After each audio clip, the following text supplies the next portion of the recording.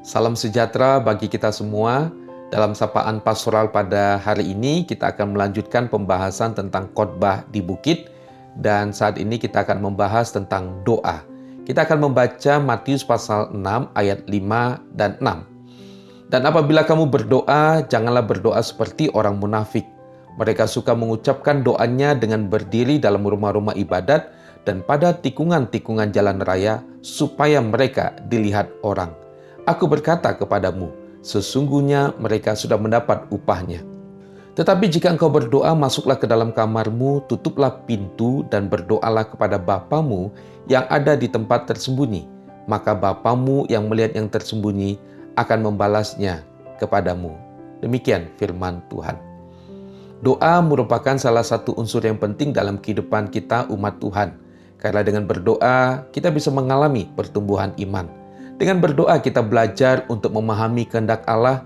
Dengan berdoa, kita belajar untuk berserah kepada kehendak Allah. Dengan berdoa, kita belajar untuk menyembah Allah. Dengan berdoa, kita belajar untuk mengasihi Allah. Akan tetapi, Tuhan Yesus memberikan pesan, nasihat, dan juga peringatan lewat ayat yang tadi kita baca, yaitu apabila kamu berdoa, janganlah berdoa seperti orang munafik, supaya mereka dilihat orang. Kita sebagai umat Tuhan yang sudah mengalami kasih karunia Tuhan, kita harus mengalami pertumbuhan. Kita harus menjadi orang yang berdoa, beribadah, berpuasa, dan melakukan banyak aktivitas-aktivitas rohani lainnya. Kita harus menghasilkan buah-buah roh di dalam kehidupan kita. Akan tetapi sekali lagi Tuhan Yesus berpesan bahwa kita harus mewaspadai motivasi mengapa kita melakukannya. Apa tujuan kita melakukannya? Apa yang mau kita capai dari melakukan semuanya itu? Namun saya perlu mengingatkan kita semua bahwa Tuhan Yesus tidak menolak kita melakukan aktivitas-aktivitas rohani itu. Tetapi Dia menolak kalau kita melakukannya dengan motivasi yang tidak benar. Ada satu kata yang perlu menjadi perhatian kita dalam pesan Tuhan Yesus ini, yaitu kata munafik. Nah, kata munafik digunakan oleh orang yang bermain drama. Nah, Bapak Ibu Saudara bisa melihat orang melakukan acting di dalam drama atau film. Dia bisa mengekspresikan menangis, tertawa, marah, dan sebagainya. Tetapi sebenarnya di dalam hatinya dia tidak begitu. Atau pada zaman dulu orang-orang bermain drama menggunakan beberapa topeng. Jadi satu orang bisa menggunakan banyak topeng.